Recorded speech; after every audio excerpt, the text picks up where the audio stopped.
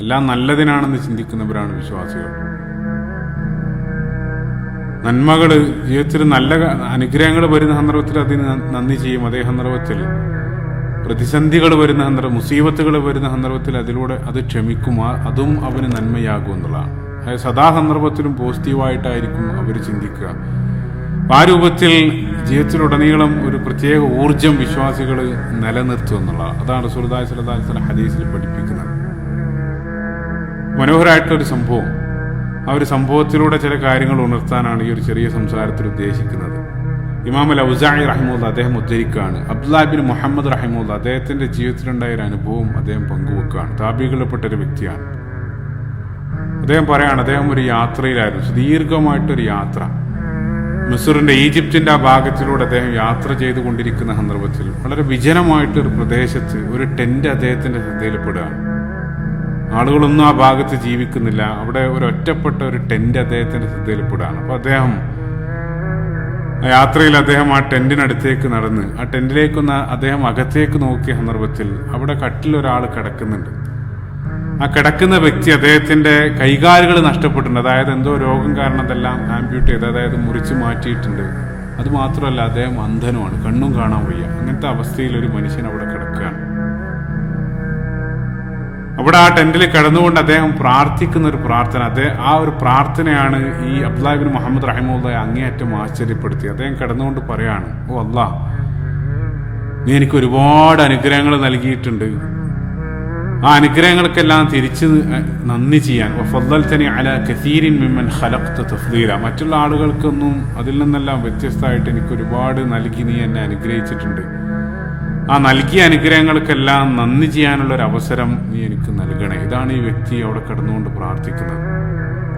ഈ പ്രാർത്ഥന കേട്ട സന്ദർഭത്തിൽ അബ്ദുല്ലാഹ് ഇബ്നു മുഹമ്മദ് റഹിമഹുല്ലാഹ് അദ്ദേഹം അങ്ങേയറ്റം ആശ്ചര്യപ്പെട്ടു. കാരണം ഈ വ്യക്തിക്ക് എങ്ങനെയാണ് ഈ രൂപത്തിലെല്ലാം പറയാൻ സാധിക്കുന്നത്?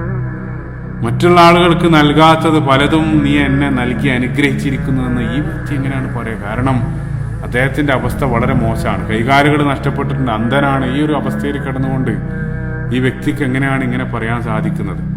ഒരാശ്ചര്യം കാരണം അദ്ദേഹം ആ ടെന്റിനകത്തേക്ക് പ്രവേശിച്ച് അദ്ദേഹത്തിനോട് പോയത്, ഞാൻ നേരത്തെ പറഞ്ഞു അദ്ദേഹം അന്ധനാണ്.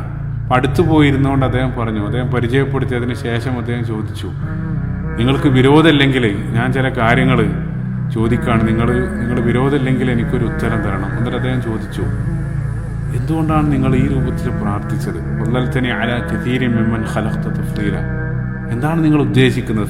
ഫദ്ദലക ബിമാദാ, അല്ലാഹു സുബ്ഹാനഹു വ തആല ഏത് മുഖേനയാണ് നിങ്ങളെ നൽകിയ അനുഗ്രഹം അല്ലെങ്കിൽ നിങ്ങളെ ശ്രേഷ്ഠനാക്കിയത്? ഫഅയ്യു നിഅമത്തിൻ, എന്ത് നിഅമത്താണ് അല്ലാഹു സുബ്ഹാനഹു വ തആല നിങ്ങൾക്ക് മറ്റുള്ള ആളുകളിൽ നിന്നും വ്യത്യസ്തമായിട്ട് നൽകിയത്? കാരണം യദാനി മഖ്തുഅതാൻ, നിങ്ങളുടെ രണ്ട് കൈകാലുകൾ നിങ്ങൾക്ക് നഷ്ടപ്പെട്ടിട്ടുണ്ട്. അതേപോലെ തന്നെ അമൽ ബസ്വർ, നിങ്ങൾ അന്ധനാണ്. അതേപോലെ നിങ്ങൾ ഫക്കീറാണ്. ഈ ഒരു അവസ്ഥയിൽ കടന്നുകൊണ്ട് എങ്ങനെയാണ് നിങ്ങൾക്ക് ഇങ്ങനെ പ്രാർത്ഥിക്കാൻ സാധിക്കുന്നത്? ഈ കിടക്കുന്ന വ്യക്തി അദ്ദേഹം പറഞ്ഞു കൊടുക്കുകയാണ്, അല്ലാഹു സുബ്ഹാനഹു വ തആല എനിക്ക് മറ്റുള്ള ആളുകളിൽ നിന്ന് വ്യത്യസ്തമായിട്ട്, അല്ലെങ്കിൽ ലോകത്ത് ഒരുപാട് ആളുകൾ മജ്നൂനായിട്ട് അല്ലെങ്കിൽ ബുദ്ധിയില്ലാത്ത ആളുകളായിട്ട് ലോകത്ത് നിരവധി ആളുകളില്ലേ?